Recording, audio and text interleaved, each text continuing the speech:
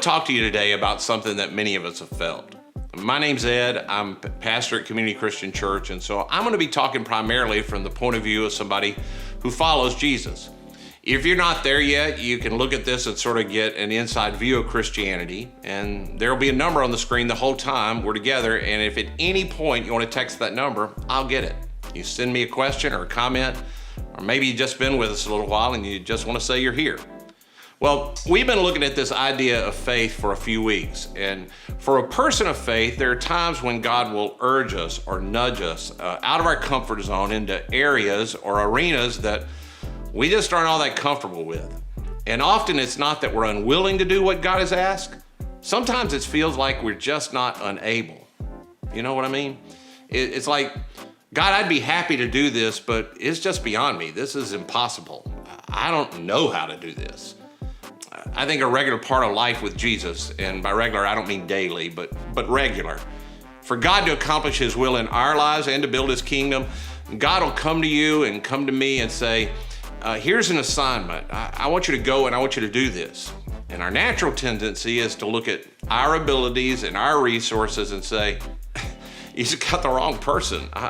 I'm willing, I can't. I mean, I hate to say no, but I'm gonna have to decline. It's just beyond me. Sometimes it's something you read in the Bible, sometimes it's something relational, sometimes it's just this internal thing that I can't really describe, except you just kind of know when God is pushing you outside of your comfort zone. What am I supposed to do? What are we supposed to do as people of faith? We believe that God is exactly who He says He is and that He'll do everything He says He'll do. What do people like that do when God nudges us out of our comfort zone? What do we do when God pulls us and begin to embrace and to tackle situations and opportunities and relationships that are just beyond us? Well, that's what I want to talk about today. Because I guarantee you this, you're either in this, you've been in this, or you're going to go through this one day as a part of a faithful journey with God. Because God is constantly leading us into situations where our faith, that is, I trust you, God, and His faithfulness intersect. And it's in that intersection that we really know God. It's in that intersection, our faith meets His faithfulness, that we discover God for who He is and who He wants to be to us. And as long as we're sort of sitting back where it's comfortable, oftentimes we miss out on God. Maybe somebody misses out on what God would have made us do, and we miss out on what He could still do in our lives. Now, this is so common that even when Jesus was physically on the planet and people were trying to follow Him, this thing of, do I trust you? And then they would see His faithfulness. I mean, it just happened all the time. I want to show you my favorite instance from Jesus' history to maybe help you not miss what we often miss in these situations. So this instance is included by two of the writers who tell us about Jesus, Matthew and Mark. And I want to start with what we see in Matthew, because here we can see two famous instances that many people who know the Bible know, but they often don't get connected, but they happen the same day, and I believe they're very connected. And I believe Jesus is calling us, His followers, to do something. He's calling those followers to do something to them that just seem impossible. And when they don't get it the first time, well, He shows them again what they should do when they are given an impossible task by God. So Jesus has been teaching all day long, and there's this huge crowd. It's almost evening, and people are getting hungry. And the disciples, like they're reasonable people, they look around and they think, well, this would be a good time for class to end. Just let them go eat. Here's how Matthew writes this. When it was evening, the disciples came to Him. This is a deserted spot, they said. It's already getting late. Send the crowds away so that they can go into the villages and buy food for themselves. Now, this next part, I really think, maybe I'm wrong, but I think Jesus has a grin on His face when He said it. He says, they don't need to go away, said Jesus, you give them something to eat. Long pause. I think He says, look, they don't need to go away, you give them something to eat. And the disciples are like, okay, we'll give them something to eat. Hello, We don't have enough for all these people. Did you look around? So right off, Jesus asked them to do something that goes against what seems reasonable. It's just this impossible task. So they say to Jesus what I have said to God when I begin to get nudged. I'm going to add the word but. But all we have here, they say, is 5 loaves of bread and 2 fish. I mean, of course we want to feed them, but when we look at our resources, we just can't. We aren't saying no to you, Jesus. We're just saying we can't. It's impossible. And now Jesus has them exactly where he wants them. Bring them here to me. In other words, you bring to me what you have. Bring them here to me, he says. And he told the crowds to sit down on the grass. Then he took the 5 loaves of bread and the 2 fish. He looked up to heaven. He blessed the loaves. He broke them, gave them to the disciples, and the disciples gave them to the crowd. Everybody ate and was satisfied. They picked up 12 baskets full of broken pieces. There were about 5,000 men who had eaten, besides all the women and children. You see what happened? Jesus said, look, I know you didn't have the resources, but give what you have to me. Jesus takes it, hands it back to them after he prays and says, now, just go do what I asked you to do. And they do. And at the end of the process, everybody has enough to eat and everybody's satisfied. And I think the disciples wind up looking around at each other as they're picking up the food and go, was that something we did? I mean, how did that work? I don't know. And that was the point. And while they were trying to figure it out, look what happens. Matthew records, Jesus at once made the disciples get into the boat and go ahead of him to the opposite shore while he dismissed the crowds. Here's the question. You ever had a moment like that when something happened, but you didn't know what happened? That's where these guys are. It was cool. I mean, God showed up, but what were they supposed to learn from that? And while it's happening, Jesus gives them something else to do, and they leave, and I think they're just stunned, and they're laughing, and they're talking to each other, but they obey what he asked them to do because they know, not because they know why, but because they've seen enough of his goodness and his faithfulness that they just move. Where is it right now in your life that you know something is happening, but you don't really know what's up? Is this the time that you just need to trust in the goodness of God and just obey? Maybe you could text me about that right now. What might you be missing?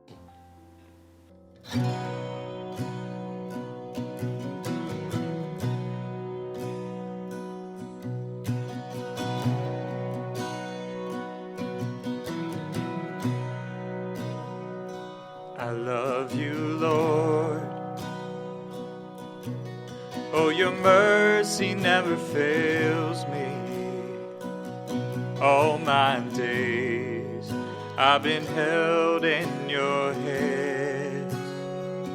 From the moment that I wake up until I lay my head, oh, I will sing of the goodness of God.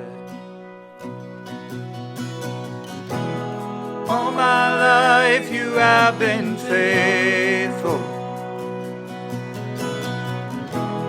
All my life you have been so, so good. With every breath that I am able, oh, I will sing of the goodness of God. I love your voice. You have led me through the fire. Darkest nights, you are close like no other. I've known you as a father, I've known you as a friend. I have lived in the goodness of God. All my life you have been faithful. All my life you have been so, so good. With every breath that I am able,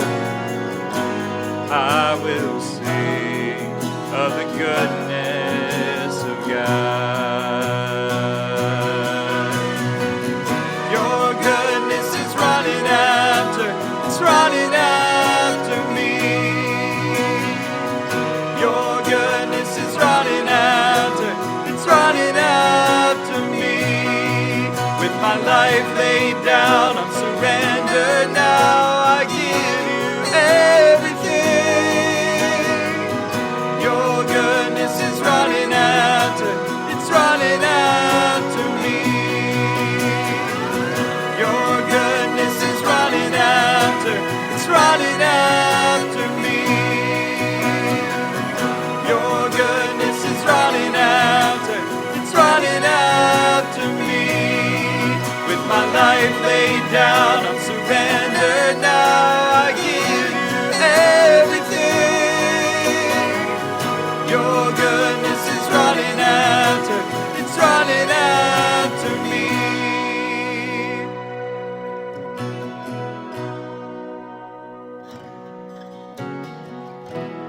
All my life you have been faithful. All my life you have been so, so good. With every breath that I am able, I will sing of the goodness of God.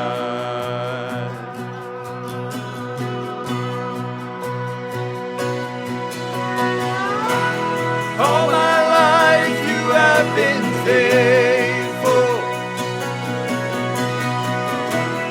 All my life you have been so, so good. With every breath that I am able, I will sing of the goodness of God. I will sing of the goodness of God.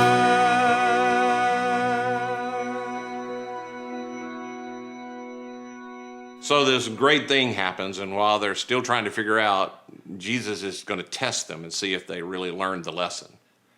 Now, what they didn't know is that he had just given them a second impossible task when he sent them across the lake to the other side. They didn't know that because they had crossed this lake many times. I mean, they had experienced fishermen with them who were well-versed in getting the boat across the lake. And this command felt like, oh, we can do that while we're laughing and talking about what just happened. It's about 6, maybe 8 mile trip across the lake, depending on where you start. And some of them start rowing, but as they're rowing, the wind begins to blow. But don't think about a storm. It's not a storm. They aren't afraid for their lives. It's just that the current is now against them.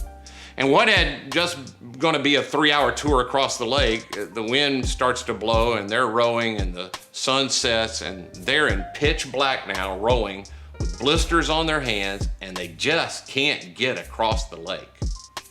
Now, when they leave in the boat, Jesus gets the crowd to go away and he goes up to pray.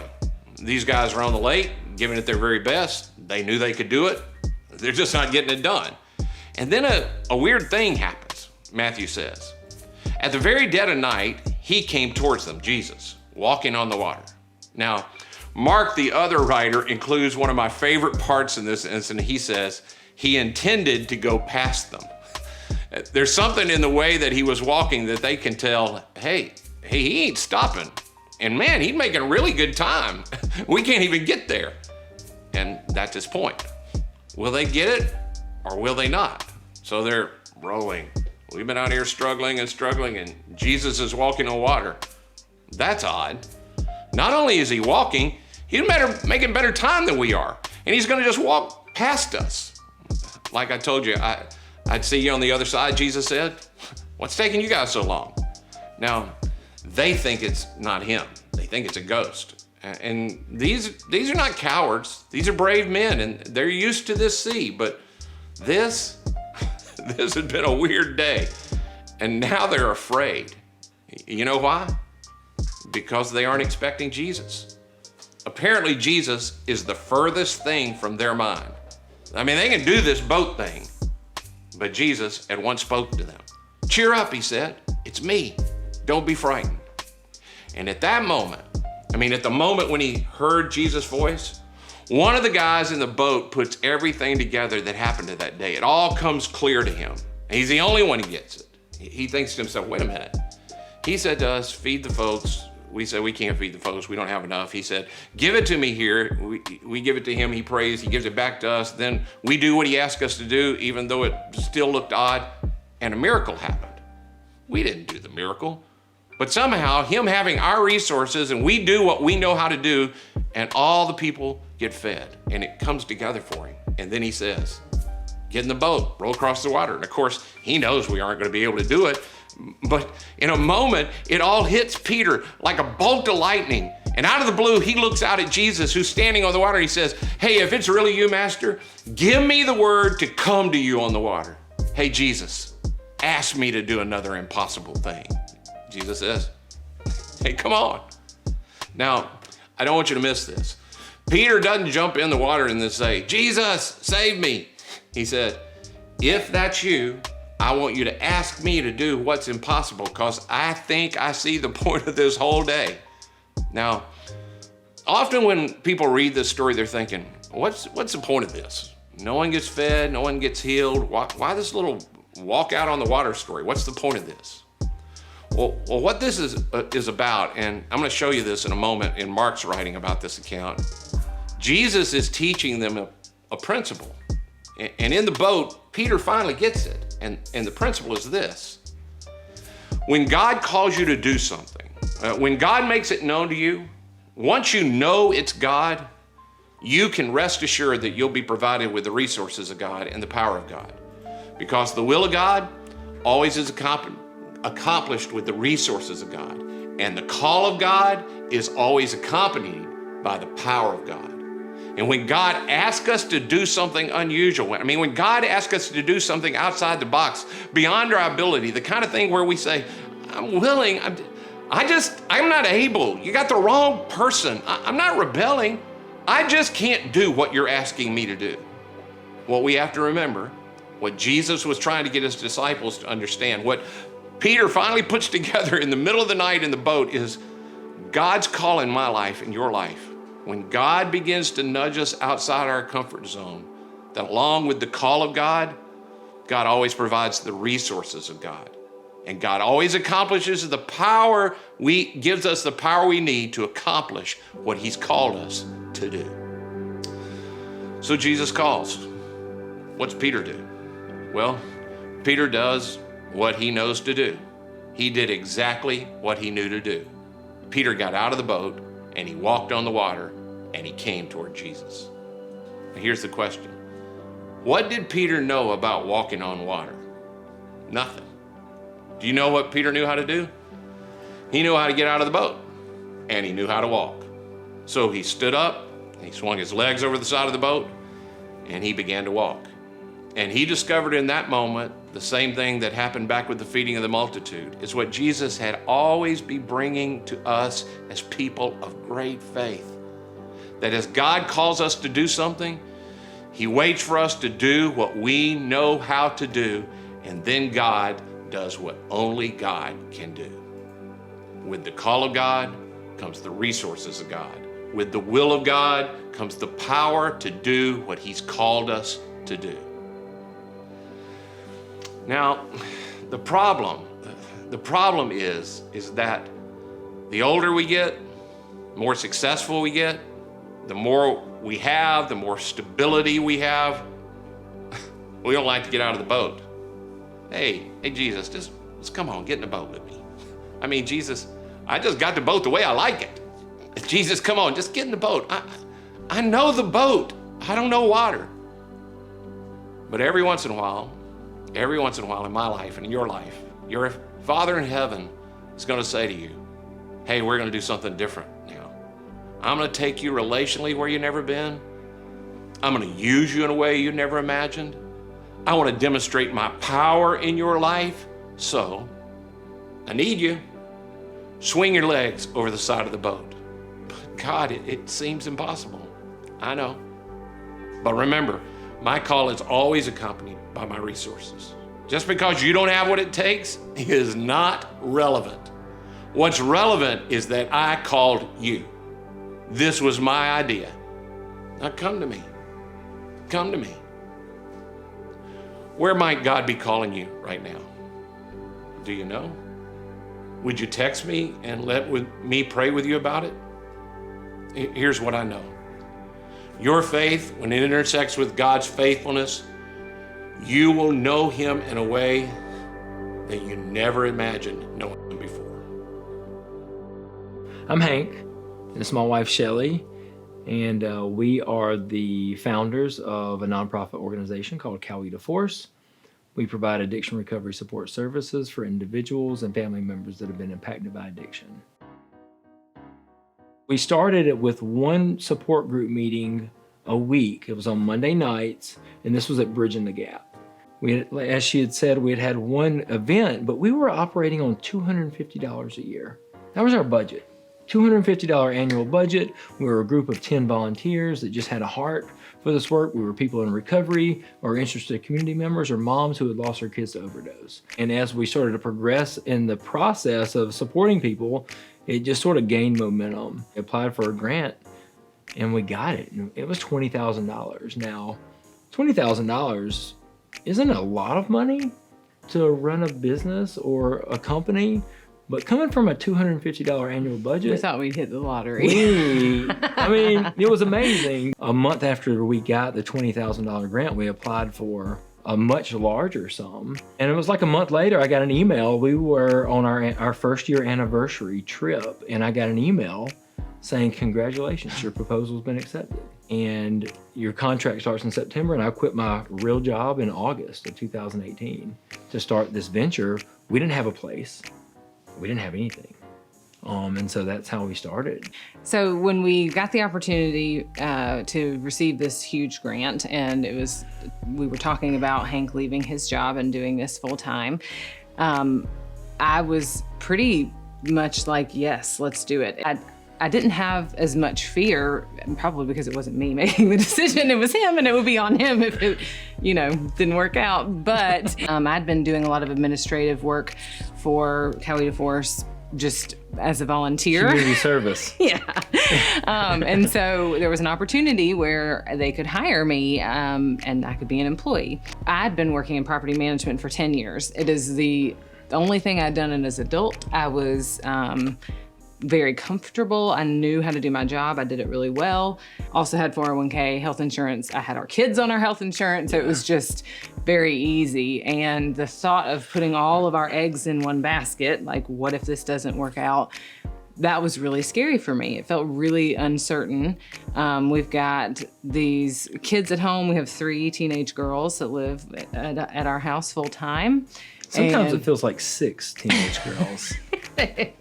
It felt easier to stay where I was, but I also felt strongly that there was a purpose in me joining his team and doing this work full time. I felt like that was what God was calling me to do. So regardless of the fear that I had and making such a big change, I don't really like change. We had just gotten married. That was change enough. And so we had a lot of change in that last year. And so it was very, very scary. I was afraid of failure. I was afraid of not doing the job well enough. I didn't ever really get an answer on this is definitely the right thing for me to do or not. It was more of just like, this is where I feel like God's leading us, and we'll just do it and see what happens. And I had a really overwhelming feeling of no matter what happened, if it totally blew up, if both of us suddenly had no income, it was gonna be fine. I mean, I just had a feeling of peace that it would be fine. Yeah.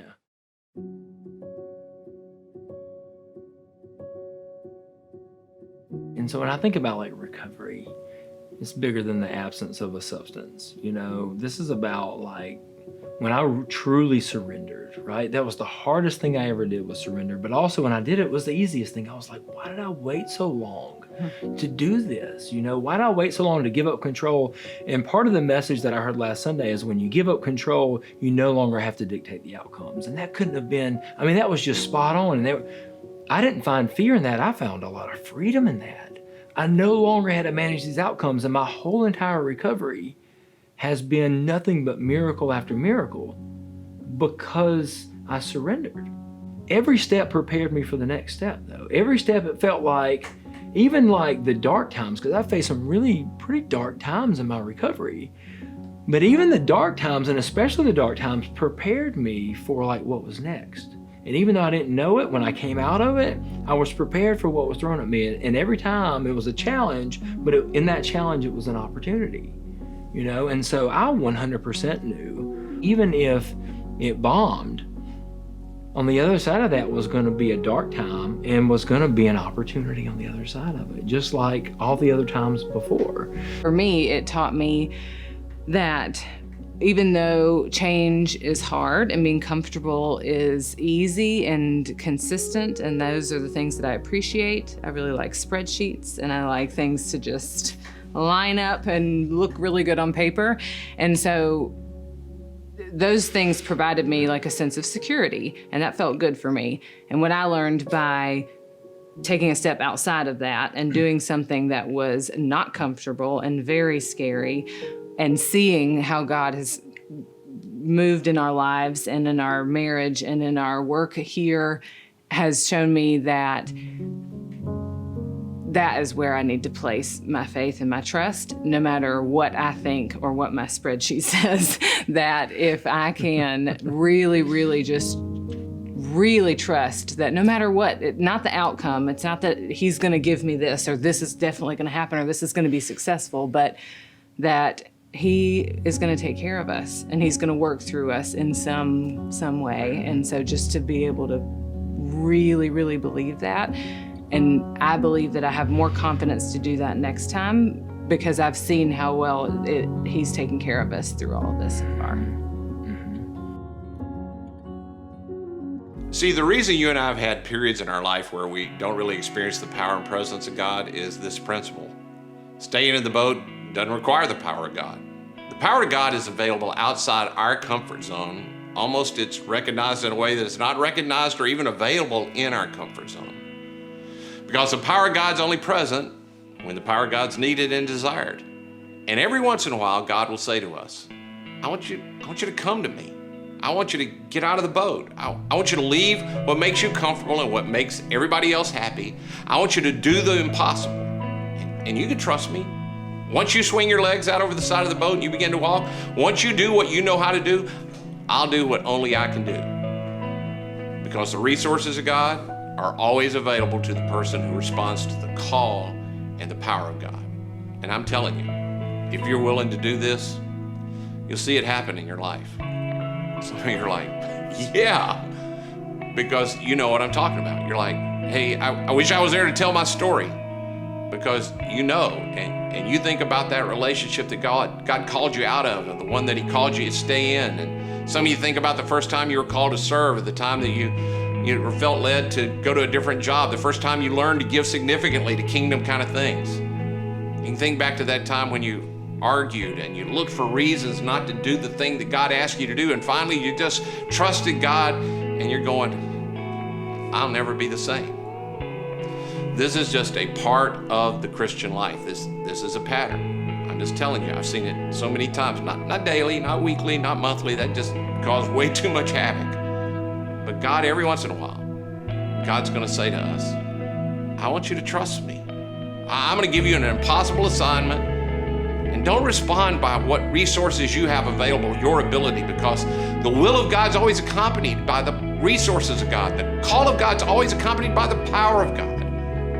Our responsibility is not to be able to see things or how they're going to work out in the end. Our responsibility in those rare occasions is to do what we know how to do, and then trust God to do what only God can do. Now, the reason I really like this story is not the part that we read so far.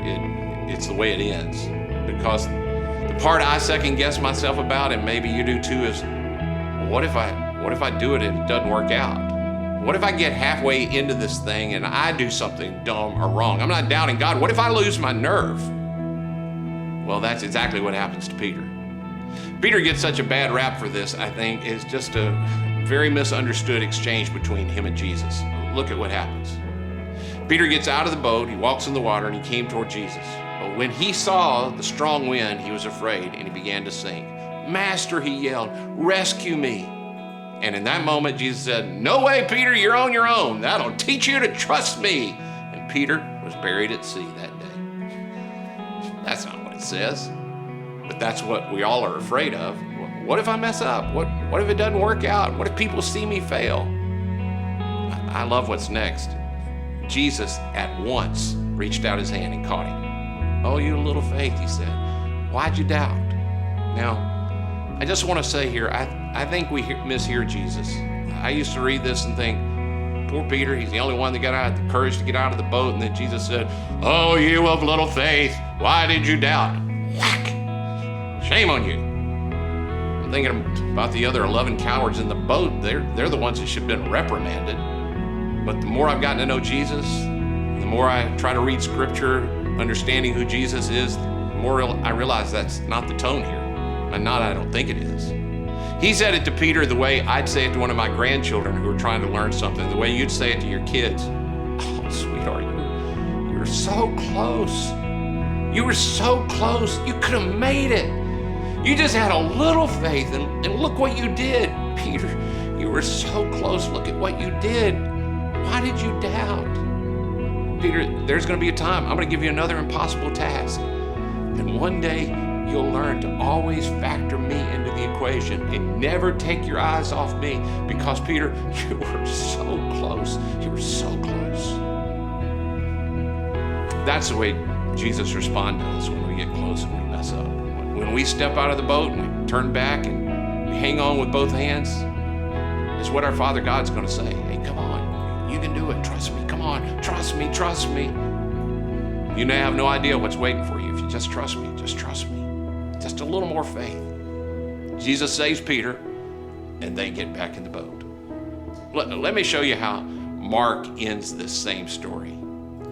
He came up to them and got in the boat, and the wind stopped, and they were overwhelmed with astonishment. They hadn't understood about the loaves because their hearts were hardened. They hadn't made the connection the whole day between, you don't have what it takes, I'm going to take what you have, I'm going to give it back to you, and now go do something impossible. They never saw the connection. Their hearts were just hardened. They looked at themselves. Peter's the only one who got it. He's the only one who said, if you will call me out, then I will do what I know how to do and trust you to do what I don't know how to do. The issue is not my resources or my ability. The issue is God called me. Because the power of God is always accompanied by the will of God. And the will of God is always accompanied by the resources and power of God. And our responsibility is simply to put our legs over the side of the boat and to walk and to trust and to do what we can do. And then God will do what we cannot. In the very early days of this church, at first we didn't even have an office. So we closed in my garage and we made a church office there. And I'm telling you, every week it was just survival. I just wanted to be able to have church again in 7 days. And we were doing church so vastly different 30 years ago than anybody else in Coweta County. We still different in some ways, but a lot of churches that do what we do, but not a long time ago, not when we got started. And people would come and they'd give us a shot and then they'd leave and then they'd talk bad about me and the other leaders, and it was just really hard. And I'd get so discouraged at times. I took a little piece of paper out and I printed these words and I put it in my journal so I could just see it every day. The piece of paper said, Lord, this was not my idea. You asked me to do this. I'm trusting you to get me through it. I can't tell you how many times in the first years of this church I prayed that prayer, Lord, you know I wanted to quit. In spite of what these people are saying about me, this was not my idea. And you have got to get me through this. I'm trusting you to do it. I'm telling you folks, personally, professionally, I finally learned it's just a part of the Christian life. And there's nothing more exciting than living this way. And there is nothing more dead and boring than staying in the boat where you're always comfortable. And it doesn't matter if God shows up or not because you got everything under control. Today, God's trying to call you into something, and you have the privilege of saying to him, God, this is not my idea. My idea to stay right where I am, and my idea was to leave all of this. This is not my idea. You got me into this thing. I'm trusting you to get me through it. The challenge is, will you say, Lord, my faith is in you. So I'll do what you say, even though I am scared to death. Where is it right now that God's prompting you? While we listen, would you text me about it?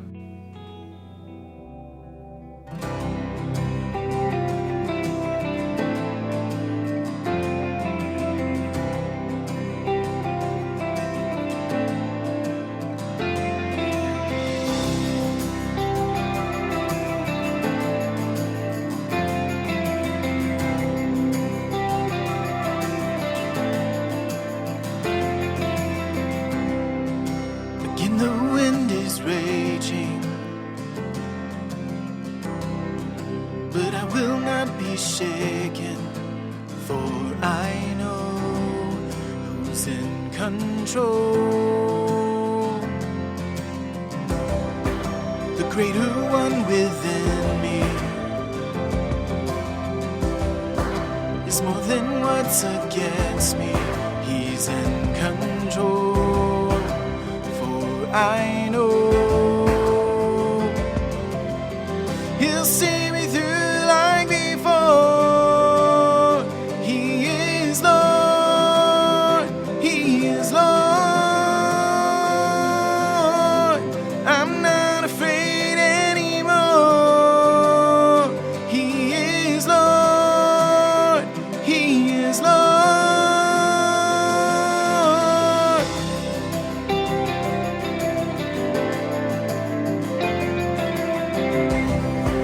The one who holds tomorrow is calling me to follow, heart and soul. I will go. The maker of the promise will finish what He started, heart and soul. I will go. He'll see me through like before. He is Lord, He is Lord. I'm not afraid anymore. He is Lord, He is Lord.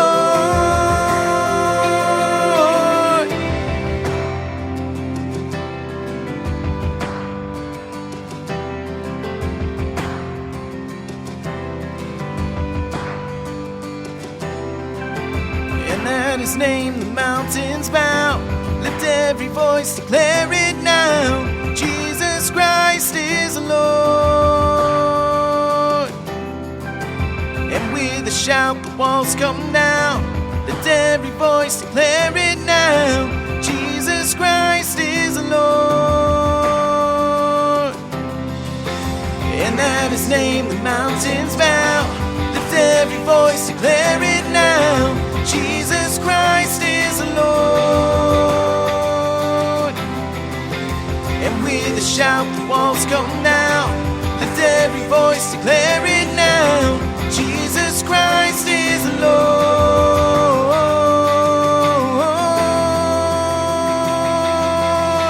He'll see me through like before.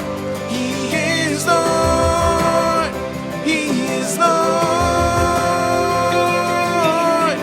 I'm not afraid anymore. He is Lord, He is Lord. He'll see me through like before. He is Lord, He is Lord. I'm not afraid anymore. He is Lord, He is Lord.